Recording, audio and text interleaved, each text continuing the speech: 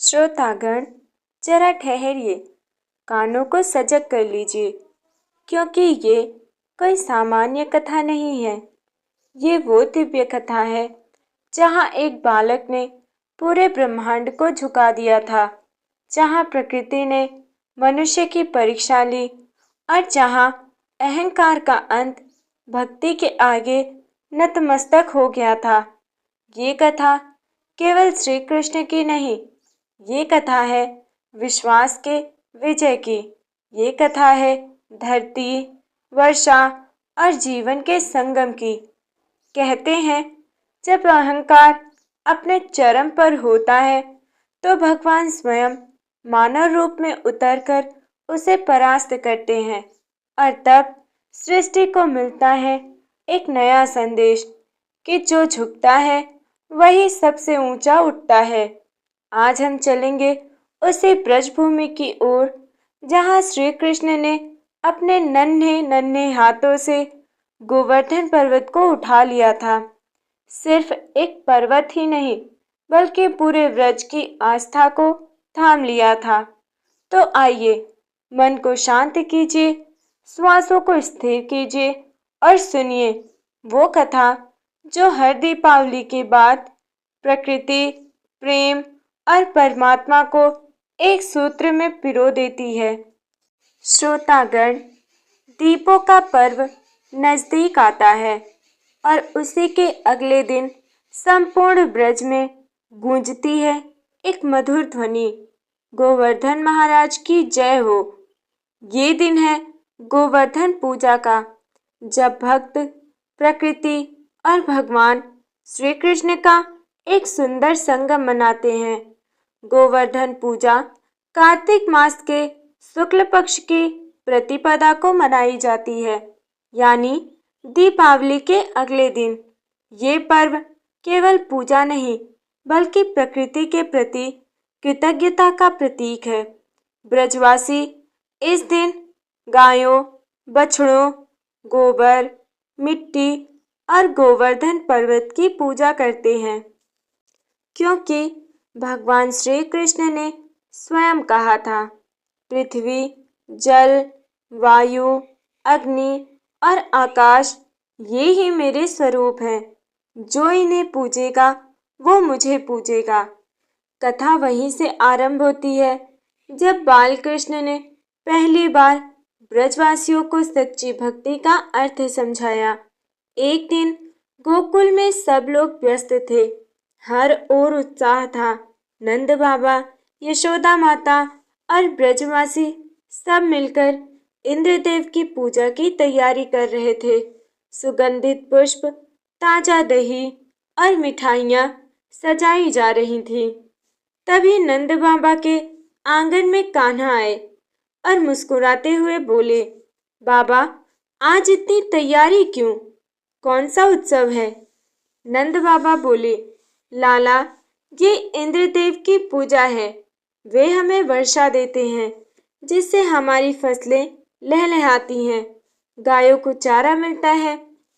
कृष्ण ने भोले स्वर में पूछा, तो क्या इंद्रदेव वर्षा इसलिए देते हैं क्योंकि हम उनकी पूजा करते हैं?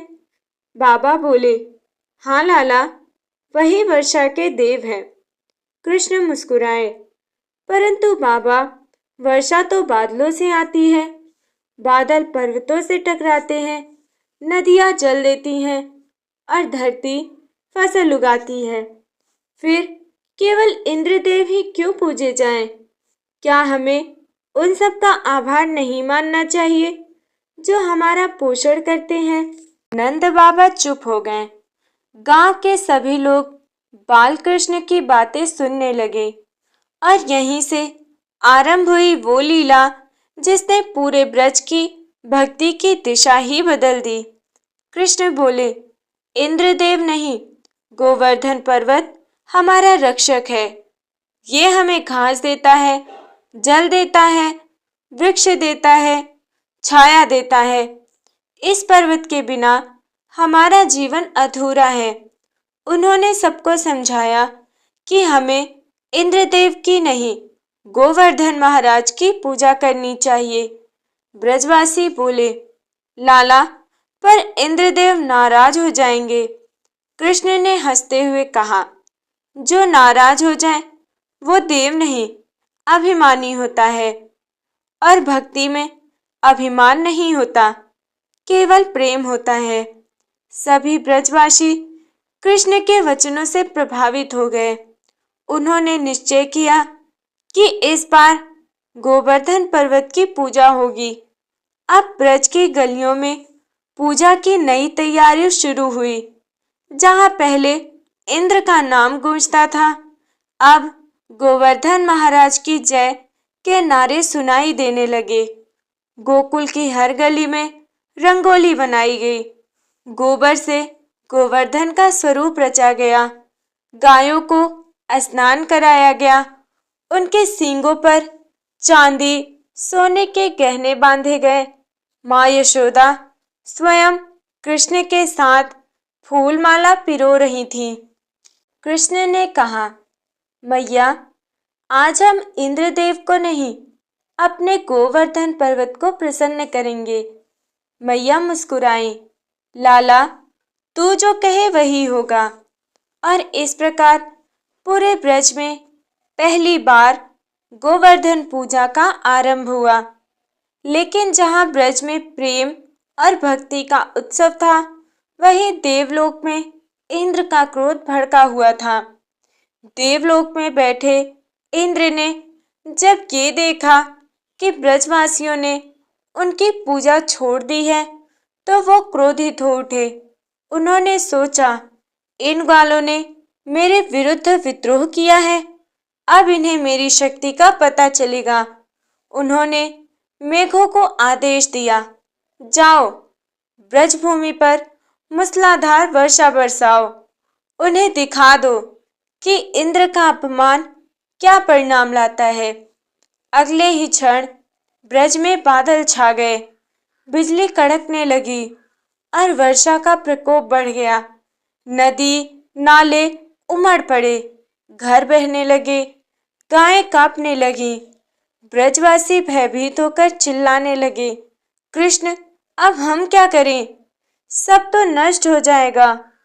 और जब आने वाला था वो दिव्य क्षण, जब सृष्टि को देखने को मिला बाल कृष्ण का अद्भुत रूप, जो सदा भक्तों के रक्षक बनकर खड़ा रहता है।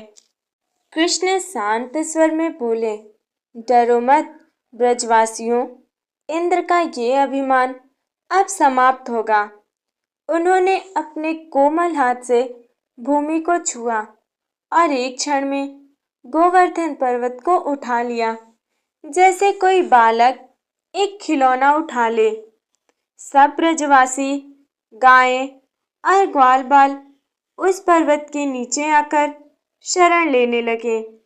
पर्वत के नीचे कोई भय नहीं था, केवल कृष्ण की मुस्कान थी और उनकी बांसुरी की धुन में बसा विश्वास। इस प्रकार गोवर्धन पूजा की लीला ने संसार को सिखाया कि भक्ति केवल देवताओं की नहीं, बल्कि प्रकृति, धरती और जीवन के प्रत्येक रूप की होती है। जो इस दिन श्रद्धा से गोवर्धन की पूजा करता है, वो साक्षात श्री कृष्ण का प्रेम और आशीर्वाद प्राप्त करता है। कृष्ण द्वारा गोवर्धन पर्वत उठाने की लीला, इंद्र की हार और सच्ची भक्ति का संदेश अब हम लोग आगे जानेंगे। श्रोतागण, अब आरंभ होती है वो अद्भुत लीला, जहाँ एक बालक संपूर्ण सृष्टि के अहंकार को नष्ट कर भक्ति की सच्ची परिभाषा सिखाता है। ब्रजभूमि पर इंद्र का प्रकोप बढ़ता जा रहा था। आकाश में काले बादल गरज रहे थे। बिजली बार बार कौंध रही थी। तेज हवाएं चल रही थी और वर्षा इतनी तीव्र थी कि आंखें तक खोलना कठिन हो गया था। नदियां उफान मारने लगी, झोपड़ियां ढहने लगे, गायें कांपती हुई इधर उधर भाग रही थीं। छोटे छोटे बालक अपने माता पिता से लिपटकर रो रहे थे। ब्रजवासी भयभीत होकर चिल्लाने लगे, हे कान्हा, अब हमें कौन बचाएगा? और तभी ब्रज की भूमि पर जन्मे उस बालक ने अपने करुणामय नेत्र उठाए, जैसे स्वयं भगवान ने भक्तों को आश्वासन देने के लिए मुस्कुरा दिया हो। कृष्ण बोले, ब्रजवासियों, डरो मत, ये इंद्र का अभिमान है। आज गोवर्धन महाराज ही हमारी रक्षा करेंगे। उन्होंने दोनों हाथों से मिट्टी झाड़ी और दाहिने हाथ की छोटी उंगली उठाई। एक ही क्षण में धरती कांप उठी, पर्वत झूम उठा और देखते ही देखते बालकृष्ण ने गोवर्धन पर्वत को अपनी कनिष्ठा उंगली पर उठा लिया। पूरा ब्रज थम गया। लोग विस्मित होकर बोले, अरे, लाला ने तो पूरा पर्वत उठा लिया। माँ यशोदा की आंखें नम हो गई। नंद बाबा हतप्रभ खड़े रह गए। कृष्ण बोले, सब आ जाओ मेरे पास, इस पर्वत के नीचे आ जाओ, यहाँ तुम्हें कोई भय नहीं होगा। ब्रजवासी, गायें और गोपियां सब उस पर्वत के नीचे शरण में आ गए। कृष्ण ने मुस्कुराकर कहा, अब ये हमारा आश्रय है, हमारा गोवर्धन। और इस प्रकार जहाँ इंद्र का गर्जन था, वहाँ अब केवल बांसुरी की मधुर ध्वनि थी। 7 दिनों तक लगातार वर्षा होती रही, परंतु गोवर्धन पर्वत के नीचे सब सुरक्षित थे। कृष्ण अपनी उंगली पर पर्वत उठाए खड़े रहे, ना थके, ना झुके और ना ही कांपे। गोपियां उनके चारों ओर भक्ति गीत गाने लगी। ग्वाल बाल बोले, लाला, क्या तुम्हें थकान नहीं होती? कृष्ण मुस्कुराए, जब सच्ची भक्ति हो तो थकान कैसी? जब भक्तों की रक्षा का प्रण लिया हो तो भार कैसा? माँ यशोदा ने चिंता से कहा, लाला, कुछ खा ले, थोड़ा विश्राम कर ले। कृष्ण ने कहा, मैया, आज मेरा अन्न है, तुम्हारा प्रेम ही मेरा विश्राम है, तुम्हारा विश्वास ही मेरा सब कुछ है। ये दृश्य देखकर देवता भी चकित हो उठे और इंद्र का अहंकार धीरे धीरे टूटने लगा था। देवलोक में बैठे इंद्र ये सब देख रहे थे। उनकी आंखों में विस्मय था। ये बालक कौन है जिसने मेरे मेघों को रोक दिया, मेरे वज्र को निष्फल कर दिया? तभी आकाशवाणी हुई, हे इंद्र, ये कोई साधारण बालक नहीं, ये तो स्वयं भगवान विष्णु है, ये तो स्वयं नारायण है, जिन्होंने अवतार लिया है अपने भक्तों की रक्षा के लिए। इंद्र कांप गए, उनकी आंखों से अहंकार पिघलने लगा। उन्होंने तुरंत वज्रपात रोकने का आदेश दिया और स्वयं ब्रजभूमि की ओर उतर आए। अब इंद्र का अभिमान भंग हो चुका था और वो साक्षात भगवान श्री कृष्ण के चरणों में नतमस्तक होने जा रहे थे। इंद्र अपने रथ पर सवार होकर सुरभि गाय के साथ गोकुल पहुंचे। उन्होंने बालकृष्ण के सामने सिर झुका दिया। हे गोविंद, हे गोपाल, मैं तुम्हें नहीं पहचान सका। मैंने अपने अभिमान में तुम्हारे भक्तों को कष्ट दिया, मुझे क्षमा करो प्रभु। कृष्ण ने अपने कोमल हाथों से इंद्र को उठाया और कहा, इंद्र, अभिमान ही सबसे बड़ा अंधकार है। जब मनुष्य स्वयं को ईश्वर समझने लगता है, तब उसका पतन निश्चित है। परंतु जिसने भूल स्वीकार कर ली, वो सच्चा भक्त है। इंद्र के नेत्रों से आंसू झरने लगे। उन्होंने कहा, प्रभु, आज से इंद्र का अहंकार नहीं रहेगा। आप ही सृष्टि के अधिपति हैं, आप ही गोवर्धन के रक्षक हैं और इसी क्षण इंद्र ने अपनी दिव्य शक्ति से एक अद्भुत अभिषेक किया, जिसे आज तक गोवर्धन अभिषेक के नाम से जाना जाता है। सुरभि गाय ने अपने दिव्य दूत से श्री कृष्ण का अभिषेक किया। देवगण पुष्प वर्षा करने लगे, वायु में सुगंध फैल गई, आकाश में मधुर संगीत गूंज उठा। सब और केवल एक ही स्वर था, गोवर्धनधारी श्री कृष्ण भगवान की जय हो। कृष्ण मुस्कुराए और गोवर्धन पर्वत को धीरे से भूमि पर रख दिया। ब्रजवासी उनके चरणों में गिर पड़े।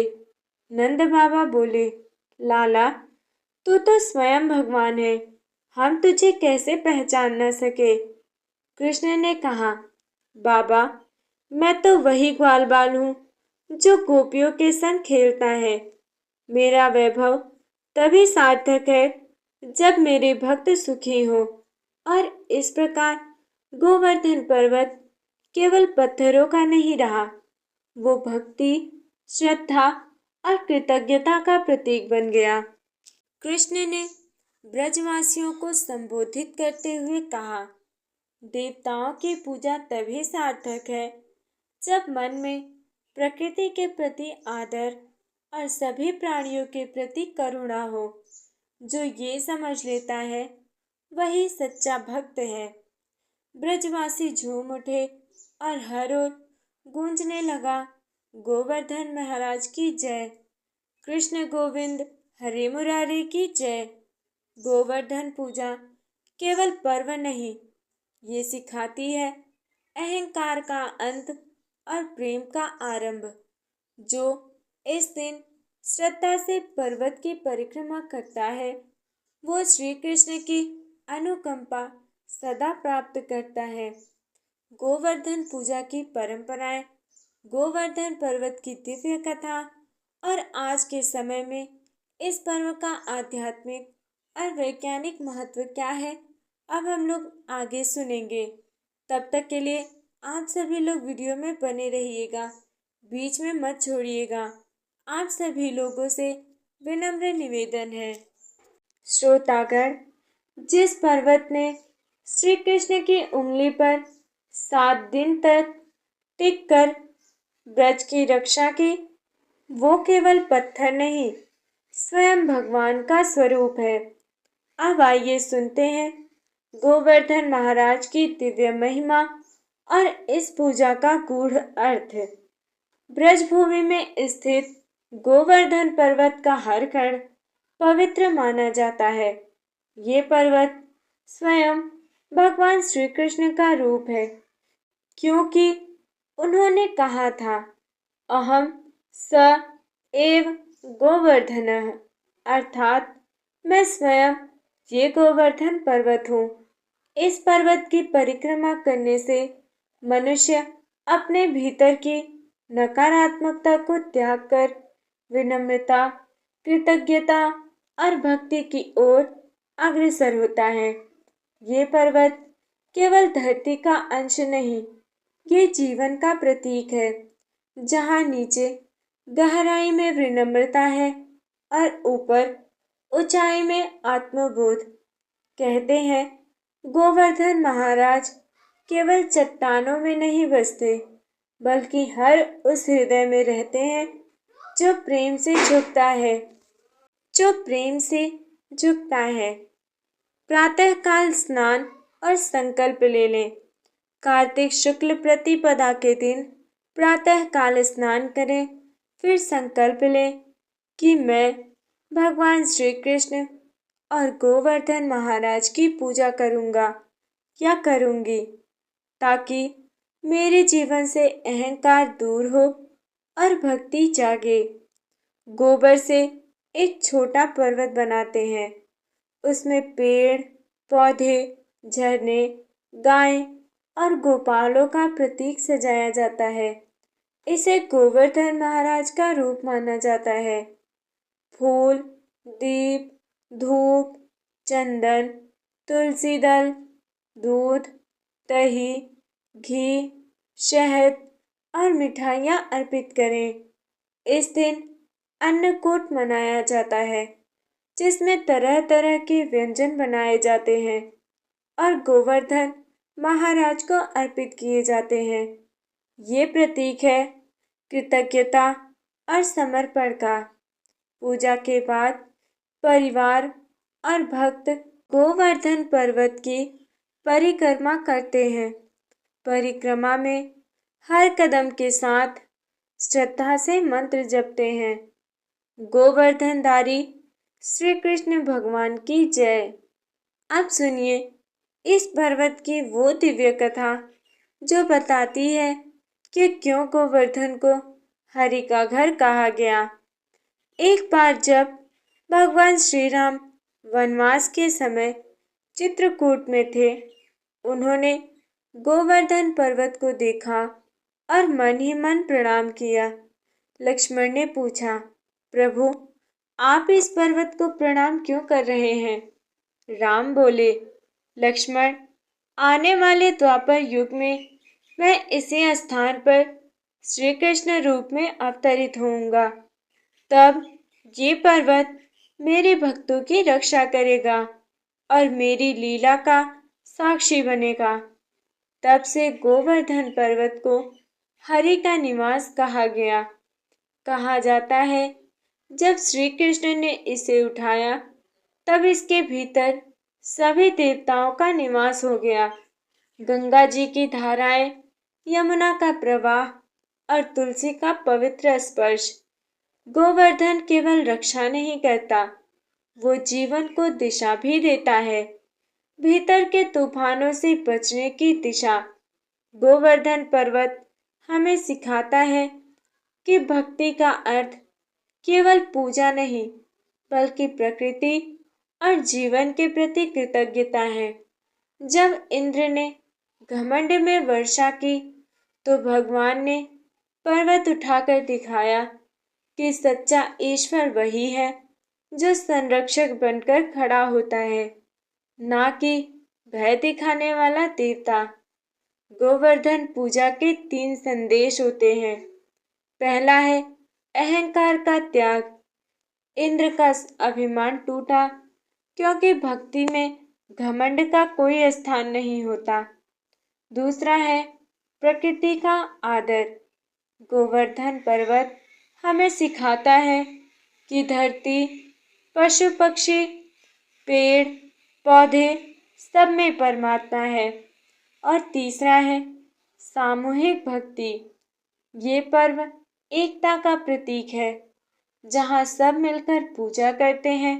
ग्वाले, गोपियाँ, राजा, किसान सब समान भाव से। और इसीलिए आज भी ब्रज में जब गोवर्धन पूजा होती है, तो हर दीप, हर अन्नकूट और हर परिक्रमा एक संदेश देती है। भक्ति में भेद नहीं, केवल प्रेम है। कई वैज्ञानिकों ने अध्ययन किया है कि गोवर्धन क्षेत्र की मिट्टी में चुंबकीय ऊर्जा होती है, जो वातावरण को शुद्ध करती है।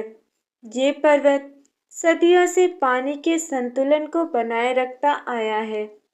कहा जाता है जब भक्त परिक्रमा करते हैं तो उनके पैरों से मिट्टी में कंपन उत्पन्न होता है, जो ऊर्जा प्रवाह को सक्रिय करता है, जिससे मन में स्थिरता आती है और शरीर में सकारात्मक ऊर्जा बढ़ती है।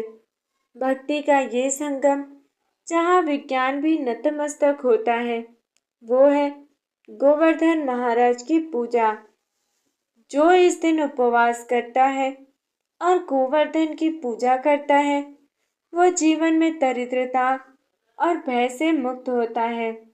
जो अन्नकूट अर्पित करता है, उसे अनंत पुण्य की प्राप्ति होती है। जो गोवर्धन की परिक्रमा करता है, उसके 7 जन्मों के पाप नष्ट हो जाते हैं। जो भक्त इस पर्व का प्रसाद ग्रहण करता है, उसके जीवन में सद्भाव, स्वास्थ्य और समृद्धि आती है। कहा जाता है गोवर्धन पर्वत स्वयं सुनता है भक्तों की प्रार्थना और हर मनोकामना पूरी करता है जो श्रद्धा से मांगी गई हो। कृष्ण ने कहा था, जो गोवर्धन की पूजा करेगा वो मुझसे दूर नहीं होगा। जो गाय, ब्राह्मण और पृथ्वी का आदर करेगा वह सदा उसके हृदय में निवास करूंगा।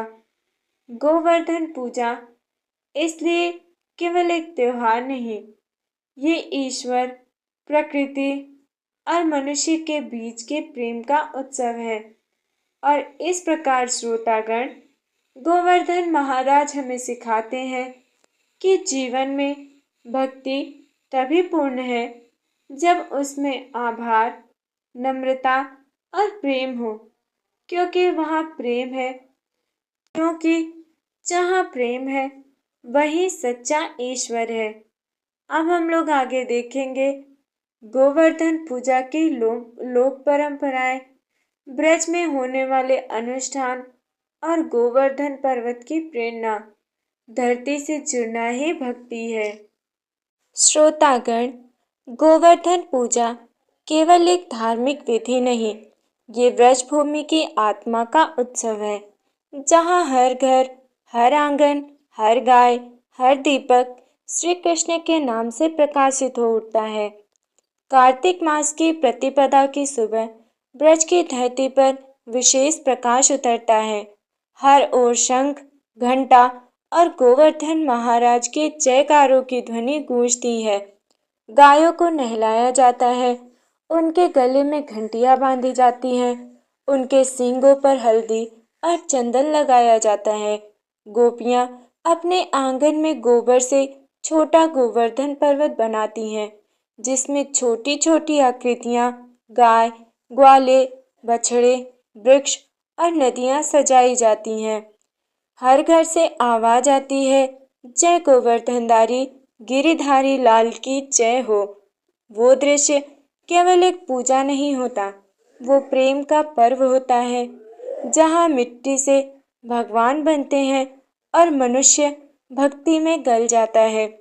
इस दिन ब्रज के हर मंदिर में अन्नकूट महोत्सव मनाया जाता है। सैकड़ों प्रकार के व्यंजन बनाए जाते हैं। खीर, पूरी, सब्जियां, मिठाइयाँ, फल, माखन, मिश्री और दालें, इन सबको गोवर्धन महाराज के सामने सजाया जाता है, जिसे 56 भोग या अन्नकूट कहा जाता है। अन्नकूट का मतलब है अन्न का पर्वत। ये प्रतीक है उस समृद्धि का जो भक्ति से आती है। जब अन्नकूट आरती होती है तब पूरा ब्रज गूंज उठता है, गोवर्धन महाराज की जय, श्री कृष्ण गोपाल की जय। और जब घंटियों की ध्वनि में आरती उठती है तब हर भक्त के मन में ये भावना जागती है कि भगवान केवल मंदिरों में नहीं, हमारे अन्न के हर दाने में है। गोवर्धन पर्वत की परिक्रमा इस दिन का सबसे बड़ा अनुष्ठान है। भक्त 21 किलोमीटर की परिक्रमा नंगे पांव करते हैं। रास्ते में धान घाटी, मुखारबिंद, राधा कुंड, श्री कुंड, जतिपुरा जैसे पवित्र स्थल आते हैं। परिक्रमा करते समय भक्त लगातार जाप करते हैं, राधे गोविंद गोवर्धन धारी गिरधर। कुछ भक्त दंडवत परिक्रमा भी करते हैं, जिसमें वे एक बार लेटकर हाथों से आगे स्थान बनाकर फिर लेटते हैं। ये सबसे कठिन परिक्रमा होती है, परंतु कहा जाता है जो एक बार गोवर्धन की दंडवत परिक्रमा कर ले उसका जन्म सफल हो जाता है। हर कदम परिक्रमा का नहीं होता, वो एक तप होता है, जहाँ भक्त अपनी सांसों से पर्वत को प्रणाम करता है। ब्रज की गोपियाँ आज भी उस दिन को याद करती हैं जब श्री कृष्ण ने अपनी छोटी उंगली पर पर्वत उठाया था। वे गीत गाती हैं, गोवर्धन धरियो गिरधारी, बचायो गोकुल प्यारे। बाल कृष्ण की लीला की झांकियाँ सजती हैं, जहाँ बच्चे छोटे छोटे मुकुट पहनकर कृष्ण, बलराम, गोप और गायों का अभिनय करते हैं। राधा कृष्ण की झांकी में गोवर्धन पर्वत की छोटी प्रतिमा रखी जाती है और लोग प्रसाद के रूप में खीर माखन बांटते हैं। ब्रज में आज भी गोवर्धन पूजा केवल एक रस्म नहीं, वो भगवान के साथ प्रेम की पुनः स्थापना का दिन है। गोवर्धन पूजा का एक अत्यंत महत्वपूर्ण भाग है अन्नदान और गौ सेवा। भक्तजन गायों को गुड़, चारा, हरी घास और फल खिलाते हैं। कहा गया है, गोदानम गोवर्धनम च सर्व पाप हरम स्मृतम, अर्थात गोदान और गोवर्धन पूजा दोनों पापों का नाश करने वाले हैं। भक्त इस दिन गरीबों को अन्न, वस्त्र और मिठाई भी दान करते हैं, क्योंकि ये पर्व केवल पूजा का नहीं, सेवा और संवेदना का पर्व है। भक्ति तब पूर्ण होती है जब हाथ पूजा में नहीं, सेवा में भी उठे। गोवर्धन पर्व हमें ये सिखाता है कि भगवान ने पर्वत उठाया, परंतु वो केवल रक्षा नहीं थी, वो संदेश था विनम्रता का। कृष्ण ने कहा, मैं प्रकृति की पूजा करूंगा क्योंकि वही हमें जीवन देती है। इसका अर्थ है कि हमें भी अपने जीवन में उस प्रकृति की रक्षा करनी चाहिए जिससे हमारा अस्तित्व जुड़ा है। ये पर्व बताता है कि असली धर्म वही है जो धरती, जल, पशु और प्राणी सबका आदर करे। कृष्ण ने गोवर्धन उठाकर केवल इंद्र का अभिमान नहीं तोड़ा, बल्कि मानवता को ये सिखाया कि भक्ति का अर्थ विनम्रता है, न कि चमत्कार। ब्रज में इस दिन विशेष आरती गाई जाती है। जय जय श्री गोवर्धन धारी, जय गिरिराज महाराज, तुलसी दल दूध दही से पूजत सब विराज। आरती के समय दीपकों की कतारें जलती हैं और लगता है मानो संपूर्ण ब्रह्मांड कृष्णमय हो उठा है। हर दीपक जब जलता है तो वो केवल अंधकार मिटाता है, वो भीतर की भक्ति को भी प्रकाशित करता है। गोवर्धन की परिक्रमा केवल पूजा नहीं है, ये जीवन की यात्रा का प्रतीक है।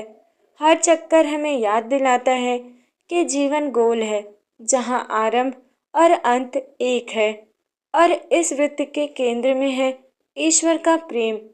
भक्त जब परिक्रमा करते हैं तो वे यह अनुभव करते हैं कि हम ईश्वर के चारों ओर नहीं घूम रहे, बल्कि ईश्वर हमारे भीतर ही है।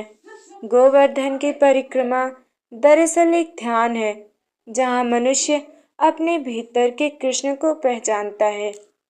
इस दिन परिवार के सभी सदस्य एकत्र होकर पूजा करते हैं। एकता, सहयोग और भक्ति का ये रूप समाज को मजबूत बनाता है। ये पर्व बच्चों को सिखाता है कि ईश्वर हर रूप में उपस्थित है, गाय में, अन्न में, पर्वत में और इंसान में भी। जहाँ परिवार एक साथ बैठकर भक्ति करता है, वहीं घर मंदिर बन जाता है। जब ब्रज की संध्या में दीप जलते हैं और भक्त जय गोवर्धन धारी गाते हैं, तो ऐसा लगता है मानो स्वयं श्री कृष्ण मुस्कुरा रहे हों। ये पर्व हमें याद दिलाता है कि भगवान दूर नहीं, हमारे हर कर्म में, हर भावना में और हर प्रेम के पल में है। गोवर्धन पूजा हमें सिखाती है कि ईश्वर को पाने के लिए पर्वत उठाने की जरूरत नहीं, बस हृदय को झुकाने की आवश्यकता है। जहाँ विनम्रता है, वहीं श्री कृष्ण है। श्रोतागण, गोवर्धन पूजा केवल श्री कृष्ण की लीला का स्मरण नहीं, बल्कि प्रकृति, विनम्रता और श्रद्धा का संगम है। अब आइए सुनते हैं इस पर्व से जुड़ी कुछ अद्भुत कथाएं जो आज भी ब्रजभूमि की धूल में जीवित हैं। बहुत समय पहले एक गंधर्व राज था जिसका नाम सुधर्मा था। वह अत्यंत घमंडी था। उसे अपने स्वर और सौंदर्य पर बहुत अभिमान था। एक बार उसने गोवर्धन पर्वत के निकट संगीत सभा की। उसने अपने गीतों में कहा, मुझ पे सुंदर कोई नहीं, मुझसे श्रेष्ठ कोई नहीं। ये सुनकर गोवर्धन पर्वत मौन रहा, परंतु उस घमंडी गंधर्व ने कहा, यदि तू पर्वत है तो सिद्ध कर कि तू मुझसे श्रेष्ठ है। तभी पृथ्वी कांप उठी। गोवर्धन पर्वत से तेज प्रकाश निकला। गोवर्धन पर्वत से तेज प्रकाश निकला और एक स्वर गूंजा, हे गंधर्वराज, जो विनम्र होता है वही ईश्वर को प्रिय होता है, और जो अहंकारी होता है उसका स्वर मौन हो जाता है। सुधर्वा गिर पड़ा और रोते हुए बोला, हे गिरिराज महाराज, मुझे क्षमा करें। तब पर्वत के प्रकाश ने कहा, जा, अब से तेरा स्वर केवल तब गूंजेगा जब उसमें नम्रता और भक्ति होगी। उस दिन से सुधर्मा ने गोवर्धन पूजा की और कहा, गिरिराज साक्षात श्री कृष्ण है। ये कथा हमें सिखाती है कि भक्ति में सबसे सुंदर संगीत है विनम्रता का। भागवत पुराण में कहा गया है, जब श्री कृष्ण ने गोवर्धन पर्वत को उठाया तब पर्वत का हर कण चमक उठा। ब्रजवासी उस पर्वत के चारों ओर घूमते हुए कहते थे, देखो, इस पर्वत में श्री कृष्ण का चेहरा झलक रहा है। सचमुच गोवर्धन का हर पत्थर भगवान का स्वरूप है। कहा जाता है, जो भक्त गोवर्धन का एक छोटा पत्थर अपने घर रखता है वो उसी फल को प्राप्त करता है जो गोवर्धन परिक्रमा से मिलता है। इसलिए गोवर्धन को हरिदास स्वरूप कहा गया, अर्थात वो जो हरि की सेवा करता है। हर पत्थर में जब भगवान बस जाए तो समझो भक्ति अपने शिखर पर पहुंच गई है। ब्रज की लोक कथाओं में कहा गया है, राधा जी जो गोवर्धन की तलहटी में जाती हैं और वहां पुष्पों से पर्वत का श्रृंगार करती। एक दिन श्री कृष्ण ने मुस्कुराकर कहा, राधे, तुम प्रतिदिन इस पर्वत को क्यों सजाती हो? राधा ने कहा, क्योंकि ये पर्वत तुम्हारा सखा है। इसने तुम्हें छत्र दिया, तुम्हारे भक्तों को आश्रय दिया, इसलिए इसे सजाना मेरे लिए तुम्हारी पूजा के समान है। कृष्ण मुस्कुराए और बोले, राधे, जो गोवर्धन की पूजा करता है वो वास्तव में मेरे हृदय की पूजा करता है। राधा की भक्ति हमें ये सिखाती है कि प्रेम तब सच्चा होता है जब उसमें अपना कुछ भी ना बचे। गोवर्धन पूजा केवल पौराणिक ही नहीं, इसका वैज्ञानिक महत्व भी गहरा है। कार्तिक मास में वर्षा ऋतु समाप्त होती है और धरती नई फसलों से भर जाती है। इस समय अन्न और दूध का सेवन शरीर के लिए सर्वोत्तम होता है। गोवर्धन पूजा में जब अन्नकूट बनता है तो उसका वैज्ञानिक उद्देश्य होता है शरीर को पोषण देना, मन को संतुलन में रखना और प्रकृति के प्रति कृतज्ञता व्यक्त करना। जब गोवर्धन की परिक्रमा की जाती है तो वो एक प्रकार का प्राकृतिक व्यायाम है जो तन और मन दोनों को शुद्ध करता है। जहाँ धर्म और विज्ञान साथ चले वहीं जीवन संतुलित बनता है। ये पर्व समाज में समानता का प्रतीक है। ये हमें सिखाता है कि कोई ऊंच नीच नहीं, सब ईश्वर की संतान है। जब ब्रजवासी एक साथ बैठकर अन्नकूट प्रसाद ग्रहण करते हैं तो वहाँ किसी के वस्त्र, जाति या धन का कोई अंतर नहीं होता। सबका भगवान एक, सबका पर्व एक। इसीलिए कहा गया है, गोवर्धन पूजा भक्ति नहीं, एकता का पर्व है। जहाँ भक्ति में भेद मिट जाए वहीं सच्चा समाज जन्म लेता है। जो व्यक्ति इस दिन गोवर्धन पूजा करता है वो केवल पुण्य नहीं पाता बल्कि मानसिक शांति का अनुभव करता है। गोवर्धन पर्वत का ध्यान करने से मन के विकार धीरे धीरे मिटते हैं। शास्त्रों में लिखा है, गोवर्धनस्य दर्शनम सर्व पाप प्रणानाशनम, अर्थात गोवर्धन का दर्शन करने मात्र से ही सभी पाप नष्ट हो जाते हैं। कभी कभी जीवन का सबसे ऊंचा पर्वत वो नहीं होता जिसे चढ़ना है, बल्कि वो होता है जिसके चरणों में झुकना है।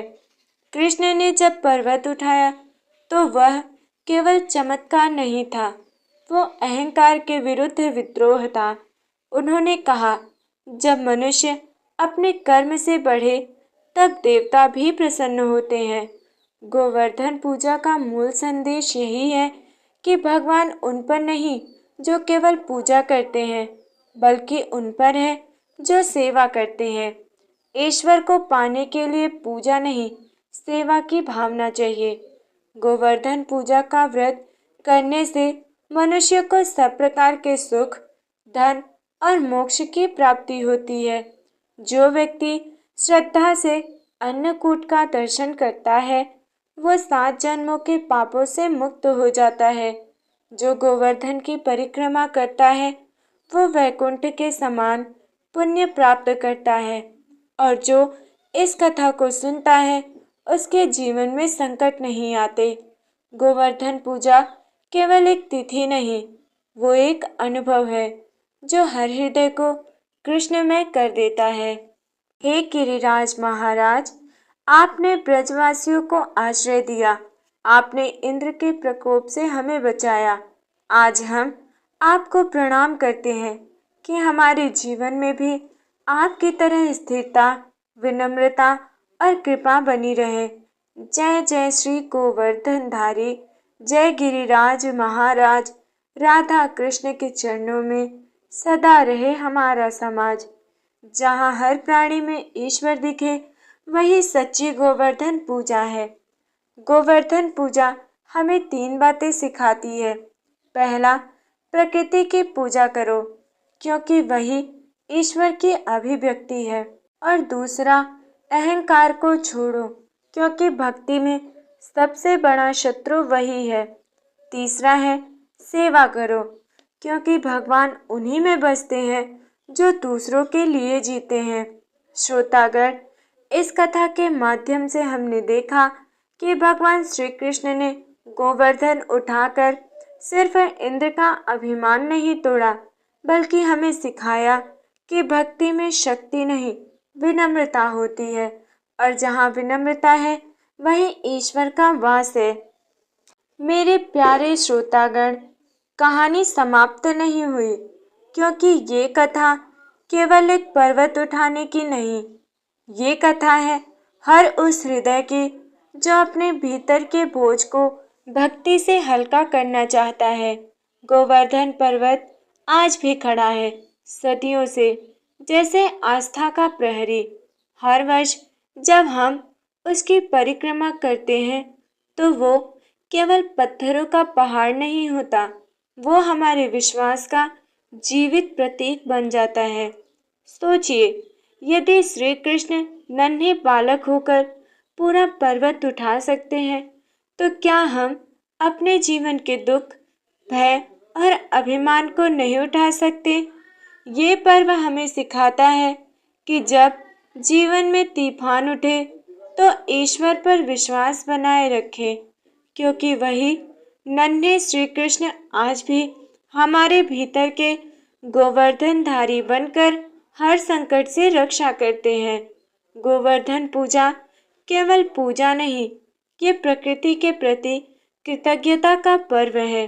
धरती, अन्न, जल और पशुओं के प्रति हमारा प्रणाम है, और ये स्मरण कि जो प्रकृति की सेवा करता है वो स्वयं भगवान की आराधना करता है। तो इस पावन अवसर पर हम सब मिलकर प्रण करें कि हम भी गोवर्धन पर्व की तरह अपने भीतर भक्ति, विनम्रता और कृतज्ञता का पर्व जगाएंगे। जय श्री कृष्ण, जय गोवर्धनधारी, जय ब्रजभूमि की अद्भुत आस्था। राधे राधे।